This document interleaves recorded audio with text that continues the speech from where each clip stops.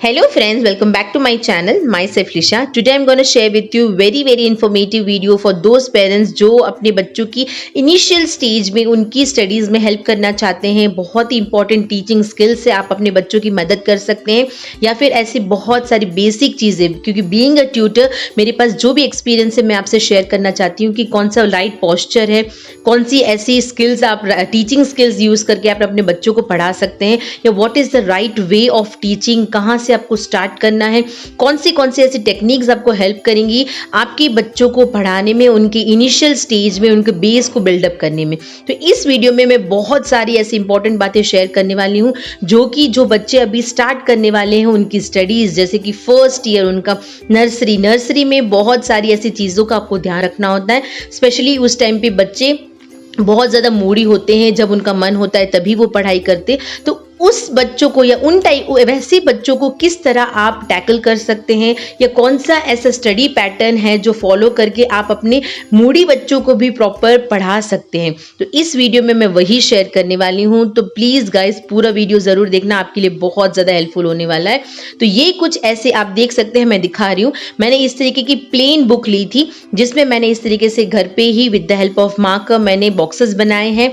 Firstly मैं उसको ये कुछ स्टैंडिंग लाइन, स्लीपिंग लाइन या हाफ सर्कल या फुल सर्कल या फिर स्लैंट लाइन, यही सब चीज़ें हम उनको ट्रेस करवाएंगे गाइस। बहुत ज़्यादा इंपॉर्टेंट है ये चीज़ ध्यान रखना कि डायरेक्टली आप अपने बच्चों को, आप उम्मीद भी मत करें कि आपका बच्चा डायरेक्टली ABCD लिखना सीखे। फर्स्टली ये जो बेसिक चीज़ें हैं वो आपको सिखानी पड़ेंगी, जिसमें आपको standing line, sleeping line, half circle, slant line and full circle, तो ये सारी 5 चीज़ें बहुत ही इंपॉर्टेंट थिंग्स है गाइज। फर्स्टली आप अपने बच्चों को ये चीज़ें ट्रेस करना सिखवाएं। तो आप देख सकते हैं यहाँ पर मैंने ऐसे डैशेस बनाए हुए हैं, डॉट्स बनाए हुए हैं, जो कि मैंने बड़े डॉट्स बनाए हैं ताकि उसको जो गैप्स फिल करने में ईजी हो जाए। तो ये बहुत ही इंपॉर्टेंट ट्रिक है, आप डेफिनेटली इस तरीके से अपने बच्चों को करवाइएगा, बहुत ही इजी है। तो ये हो गया, आप देख सकते हैं सर्कल। अब नेक्स्टली हम आ गए स्लैंटिंग लाइन पे। तो स्लैंटिंग लाइन पे भी जैसे आप इस तरीके से ही लंबे डैशेस बना सकते हैं एंड बीच में बहुत कम गैप रखें ताकि उनको फिल करने में इजी हो, उनको ऐसा ना लगे कि बहुत बड़े गैप है। और क्योंकि अभी आप बिल्कुल भी उम्मीद ना करें कि वो स्ट्रेट लाइन ड्रॉ करेंगे, वो तिरछी मिर्ची जैसे भी लाइंस ड्रॉ करें, बट आपको ये ध्यान रखना है कि आप बड़े डैशेस करें। अब ये आप होने के बाद आप नेक्स्टली आप देख सकते हैं, हम आ जाते हैं अल्फाबेट्स की तरफ। अल्फाबेट्स में भी आप देख सकते हैं मैंने ए को भी इसी तरह बड़े डैशेस में बनाया है। तो दोनों बॉक्सेस में मैंने बड़े साइज के बनाए हैं। और फिर जैसे ही नीचे हम आ रहे हैं, आप देख सकते हैं third box and fourth box में मैंने जो अल्फाबेट की जो साइज है वो धीरे क्योंकि छोटी की है, क्योंकि एकदम से अगर आप चाहेंगे कि हमारे बच्चे प्रॉपरली 4 लाइन कॉपी में लिखना सीखे छोटा ए, तो वो पॉसिबल नहीं है। इसीलिए आपको इस तरीके से बड़े से स्टार्ट करना पड़ेगा एंड छोटे पे एंड करना पड़ेगा। और इसी तरह आप देख सकते हैं ये पीछे, क्योंकि मैंने मार्कर यूज़ किया था, ये ट्रेस हो चुका है, तो आप चाहे तो बच्चों को वहाँ भी लिखवा सकते हैं। और इसी तरह आप बी भी देख सकते हैं, मैंने 2 बॉक्सेस में बड़े बी लिखे हैं जिसमें हम स्टैंडिंग लाइन है एंड 2 हाफ सर्कल्स हैं, उसकी मदद से बना है बी। तो इस तरीके से आपका बच्चा इजीली सीखेगा। तो जो मैंने फर्स्टली आपको 5 चीज़ें बताई, जो standing line, sleeping line, slant line, half circle and full circle, अगर ये 5 चीज़ें आपके बच्चे प्रॉपरली कर ले रहे हैं तो ये उनको अल्फ़ाबेट्स लिखने में इतनी प्रॉब्लम नहीं होगी। तो फर्स्ट ट्रिक है कि आपको वो 5 चीज़ें ज़रूर लिखवानी है उनको। तो ये हो गया सी, जो कि आप देख सकते हैं अगेन मैंने बिग साइज़ में लिखा है एंड नीचे आप देख सकते हैं मैंने छोटे करती गई हूँ। तो दिस इज़ हाउ आप डायरेक्टली बिल्कुल भी उम्मीद ना करें कि आपके बच्चे 4 लाइन कॉपी में लिखें। अब यहाँ पर आप देख सकते हैं मैंने मैच करने के लिए बोला है उनको। तो मैचिंग में बहुत ज़्यादा ये जो लिखने की अपेक्षा अगर आप इस तरीके की एक्टिविटीज करवाते हैं तो आपके बच्चे खेलते सीखते हैं। जैसे A to A मैच करना है, B to B मैच करना है, C to C and D to D। तो इस सीरीज में जो आज फर्स्ट पार्ट है इसमें हम अप टू डी करने वाले हैं। तो यहाँ आप देख सकते हैं उसको कॉपी करके सेम वैसा ही लिखना है। तो जब आपका बच्चा वहाँ पर ट्रेसिंग करना सीख लेगा, मैच करना सीख लेगा, उसको आइडेंटिफिकेशन हो जाएगी कि इसको ए कहा जाता है, तो वो कॉपी करना भी सीख लेगा। तो जैसे ही कॉपी हो गई उसके बाद नेक्स्टली ये मिरर इमेज है गाइज, उसको पता करना है। यहाँ पर बहुत सारे बच्चे प्रॉब्लम फेस करते हैं, तो यहाँ पर उनको पता ही नहीं होता है कि कौन सा राइट वे ऑफ राइटिंग है, क्योंकि मिरर इमेज की मदद से आप ये चीज़ कर सकते हैं कि आप देख सकते हैं 20 सीधा कहाँ लिखा है और उल्टा कहाँ लिखा है। तो he has to find which one is right one, and नीचे जो बॉक्सेस मैंने खाली किए हैं वहाँ रखे हैं, वहाँ पर उसको लिखना है right way of B and C या ए एंड डी। तो इस तरीके से उसको सही अल्फ़ाबेट सही तरीके से किस तरह लिखना है वो उसको इस एक्टिविटी से पता चलेगा। इसमें जो मिरर इमेज की हेल्प से कई बच्चे उल्टा लिख देते हैं, तो इससे उनको बहुत ज़्यादा हेल्प हो सकती है। तो इस तरीके की एक्टिविटीज़ मैं पूरी आगे आपको दिखाने वाली हूँ और बहुत ही इंपॉर्टेंट बेसिक पॉइंट्स आपसे शेयर करने वाली हूँ। तो बने रहना गाइस, पूरा वीडियो ज़रूर देखना। और अगर आपको लगता है ये वीडियो आपके लिए हेल्पफुल है या आपके फ्रेंड्स में या फैमिली में कोई ऐसे छोटे बच्चे हैं जो अपनी स्टडीज़ को स्टार्ट कर रहे हैं, उनके इनिशियल स्टेज पे हैं एंड उनको थोड़ी सी प्रॉब्लम हो रही है, मूडी है, तो ये वीडियो उन तक ज़रूर पहुंचाना, क्योंकि ये मैं जो सीरीज़ स्टार्ट करने वाली हूँ बेशक मैं उन्हीं पेरेंट्स के लिए स्टार्ट करने वाली हूँ जो कि बहुत ज़्यादा प्रॉब्लम फेस कर रहे हैं स्टडी टाइम पे उनकी बेस को बनाने में। तो ये आप देख सकते हैं 4 लाइन कॉपी है, इसमें हमें डायरेक्टली बच्चों को नहीं लिखवाना है। फर्स्टली हम इस तरीके की कॉपी में लिखवाएंगे। तो चलिए स्टार्ट करते हैं ये video.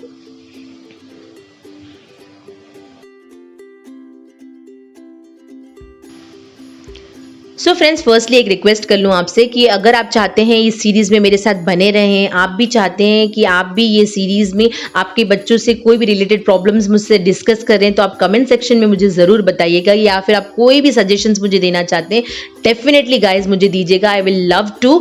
And if you want कि आप इस तरीके की वीडियोज़ की नोटिफिकेशंस टाइम टू टाइम चाहते हैं तो गाइज सब्सक्राइब करके जो रेड बटन होता है सब्सक्राइब लिखा होता है उसको आप दबाएं, और उसके बाद जो बेल आइकन आता है उसको हिट ज़रूर कर दें, और उसके बाद 3 ऑप्शंस आएंगे, उसमें आपको ऑल ऑप्शंस लिखा होगा, आप वो जरूर सेलेक्ट कर लें, क्योंकि मैं एज अ हाउसवाइफ या एज अ ट्यूटर में बहुत सारे इंपॉर्टेंट रोल प्ले करती हूँ।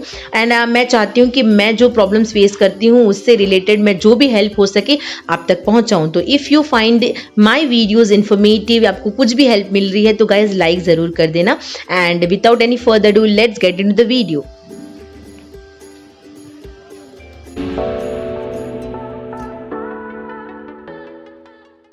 So friends, first most important point is कि आप कभी भी अपने बच्चों को पढ़ाई स्टार्ट करते हैं तो उनको बड़ी पेंसिल बिल्कुल भी ना दें, क्योंकि बड़ी पेंसिल से क्या होता है गाइस, उनको हैंडलिंग प्रॉपर नहीं होती, क्योंकि वो लंबी होती है तो वो हैंडल नहीं कर पाते प्रॉपरली। इसलिए उनको छोटी पेंसिल दें, क्योंकि उनके हाथ छोटे छोटे से होते हैं तो हैंडलिंग ईजी हो सकती है।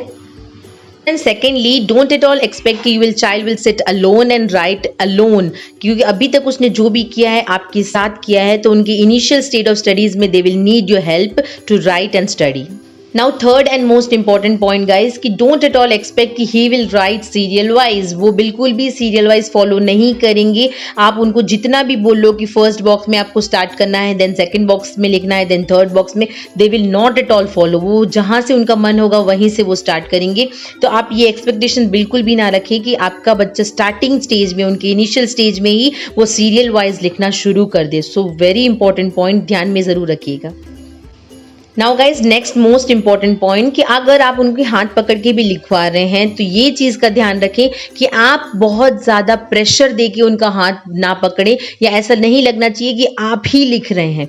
बस ये चीज़ ध्यान में रखें कि उनको ऐसा लगना चाहिए कि यस मम्मा ने मेरा हाथ पकड़ा हुआ है, बट आप पूरा प्रेशर दे के बिल्कुल भी ना लिखें। इससे क्या होगा, वो आपके एडिक्ट हो जाएंगे, उनको आदत हो जाएगी कि हमेशा आप मम्मा मेरा हाथ पकड़िए और फिर लिखवाइए। ऐसे क्या होगा, अगर आप हल्के हाथ से उनको पकड़ेंगे तो वो धीरे धीरे अपने आप लिखना शुरू कर देंगे, क्योंकि पहले भी उन्होंने ही लिखा था, बस आपने बस उनके हाथ को एक सपोर्ट दिया था, पकड़ के रखा था। तो ये बहुत ही इंपॉर्टेंट पॉइंट है, ये बहुत सारे पेरेंट्स ये गलती करते हैं। तो बीइंग अ ट्यूटर बहुत ही इंपॉर्टेंट पॉइंट्स आपसे शेयर कर रही हूँ कि उनके हाथ को प्रेशराइज देके बिल्कुल भी ना पकड़ें। Now next most important point guys कि उनकी सिटिंग, जो उनका सिटिंग पोस्चर होता है, राइट वे ऑफ सिटिंग क्या होती है, वो जब भी बैठते हैं पढ़ाई करने तो आप मेक श्योर करें कि अगर आपके पास स्टडी टेबल है, वेल एंड गुड, उनकी हाथ की लेवल की होनी चाहिए, ताकि उनको बहुत ज़्यादा हाथ ऊपर या नीचे ना करना पड़े। तो ये बहुत इंपॉर्टेंट पॉइंट है। एंड नेक्स्टली, अगर आपके पास स्टडी टेबल नहीं है तो अगर आप डाइनिंग टेबल पे भी लिखवा सकते हैं, और अगर आप ज़मीन पे बैठ के फ्लोर पे भी लिखवा रहे हैं तो आप कोशिश करें कुछ ऐसा स्टूल या कुछ भी ऐसी चीज़ सामने रखें जो उनके हाथ के लेवल की हो, बहुत ज्यादा नीचे या बहुत ज्यादा ऊपर नहीं होनी चाहिए। So right way of the posture while sitting is very very important. तो आप ये इस चीज का भी बहुत ध्यान रखें। Now next most important point guys कि definitely don't expect them from कि स्टार्टिंग स्टेज में ही वो ए फॉर एप्पल या बी फॉर बॉल लिखना सीखे। फर्स्टली आपको एक पैटर्न फॉलो करना है, जैसे मैंने प्रीवियसली कहा कि फर्स्टली उनकी ट्रेसिंग पे आप ध्यान रखें, ट्रेसिंग करवाएं उनको, चाहे लाइंस की ट्रेसिंग हो या सर्कल्स की या फिर अल्फाबेट्स की ट्रेसिंग के बाद देन नेक्स्टली उनकी आइडेंटिफिकेशन होनी चाहिए उनको कि कौन से अल्फाबेट को क्या कहा जाता है। तो इस तरीके से मैचिंग उनको डेफिनेटली करवाएं, देन फिर धीरे धीरे उनको कॉपी करना सिखाएं और फिर देन उनको अकेले लिखने के लिए बोले। तो ये जो पैटर्न है ये आपको डेफिनेटली फॉलो करना पड़ेगा अगर आप चाहते हैं आपके बच्चे का बेस बहुत ज़्यादा स्ट्रॉन्ग बिल्डअप हो, तो definitely you have to follow this pattern. तो ध्यान में रखिए, इस तरीके से करवाइए। पॉइंट गाइस, जब भी आप उनको स्टडी करवा रहे हैं make sure you be near by, क्योंकि उनको कभी भी आपकी हेल्प की ज़रूरत पड़ सकती है। So always be near by. Now nextly guys very important point is कि गाइज जब भी आप उनको पढ़ाई करवाने बिठा रहे हैं, क्योंकि बहुत मुश्किल से मूड बना है, आपने डिस्ट्रैक्टिव चीज़ें आजू बाजू से हटा दी हैं, डेफिनेटली आप उनकी बाजू में ही हैं, उनकी हेल्प के लिए बैठे हैं आप, बट उनकी टमी फुल होनी चाहिए जब भी वो पढ़ाई कर रहे हैं। ऐसा नहीं होना चाहिए कि उनको पढ़ाई करते समय उनको भूख लग रही है या प्यास लग रही है या उसको टॉयलेट जाना है। तो ये सब चीज़ों का ध्यान रखना बहुत ज़रूरी है, क्योंकि इनिशियल स्टेज में ये भी चीज़ें बहुत ज़्यादा डिस्ट्रैक्ट करती हैं उनको कि कभी भी भूख लग सकती है, तो वो फिर अगर उनका मूड चला गया तो फिर मूड बनता नहीं है, बहुत मुश्किल से बनता है। तो इसीलिए उनकी टमी फुल होनी चाहिए, they should be ready to study. तो ये बहुत ही इंपॉर्टेंट पॉइंट है, बच्चों को इनिशियल स्टेज में पढ़ाने के वक्त ये थोड़ा सा ध्यान में रखना होता है। तो ये बहुत ही इंपॉर्टेंट पॉइंट्स आपसे शेयर कर रही हूँ। प्लीज गाइस ट्रस्ट मी, बहुत ज़्यादा हेल्पफुल है। सो पूरा वीडियो ज़रूर देखना, स्किप बिल्कुल भी मत करना। Now nextly guys very important point is कि जब भी आप उन्हें पढ़ाई करवा रहे हैं, if you are making them study, बहुत ही इंपॉर्टेंट चीज़ आपको ध्यान रखनी है कि बहुत मुश्किल से उनका मूड बनता है पढ़ाई करने का। अब उस टाइम पे अगर आजू बाजू कोई भी डिस्ट्रैक्टिव चीज़ें होंगी तो they will definitely not study. तो इसीलिए जब भी आप पढ़ाई करवा रहे हैं, क्योंकि उनका मूड बहुत मुश्किल से बना है, तो उस टाइम पे आजू बाजू कोई भी ऐसी डिस्ट्रैक्टिव चीज़ें या कोई भी डिस्ट्रैक्टिव बातें ना हो रही हों, तो इसका ध्यान बहुत ज़्यादा रखें। Now next very important point guys कि ये जो पॉइंट होता है वो आपके बच्चों के इनिशियल स्टेज में बहुत ज़्यादा ध्यान में रखने का होता है कि आप ऑलवेज अपने बच्चों की मूड के अकॉर्डिंग चले, ना कि आपके पास जब टाइम है या आप जब फ्री हो तब अपने बच्चों को पढ़ाई करवाने बिठाएं। तो ये बिल्कुल भी पॉसिबल नहीं होगा, स्पेशली इनिशियल स्टेज में जब वो अपनी पढ़ाई स्टार्ट कर रहे हैं या फिर वो सीख रहे हैं। तो प्लीज़ ध्यान रखिए इस बात का।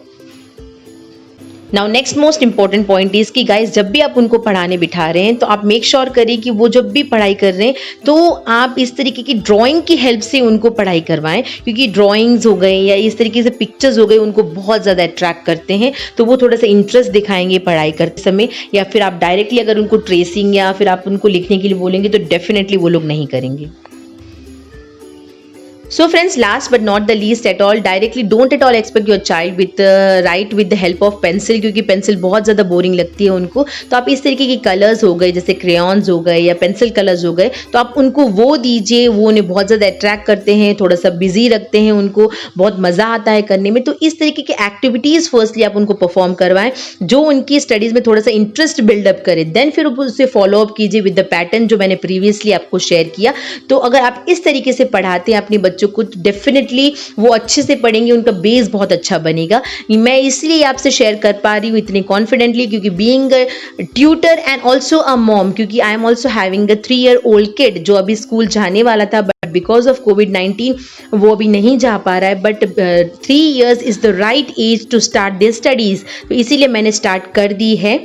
मेरी तरफ से जो भी बहुत इंपॉर्टेंट पॉइंट्स थे मैंने आपसे शेयर किए हैं। And also being a tutor मेरे पास बहुत डिफरेंट स्टूडेंट्स आया करते थे, तो उनके हिसाब से मैंने ये जो पॉइंट्स पिक किए हैं एंड आपसे शेयर किए हैं, होप आपको बहुत ज़्यादा मदद करेंगे। और अगर आपको लगता है कि आपकी कोई भी कमेंट्स है या कोई भी सजेशंस है तो आप डेफिनेटली मुझे शेयर कीजिएगा कमेंट सेक्शन में, I will love to see. And if you find this video informative, don't at all forget to like, share and subscribe my channel. So be stay tuned for next video. Thank you for watching, bye.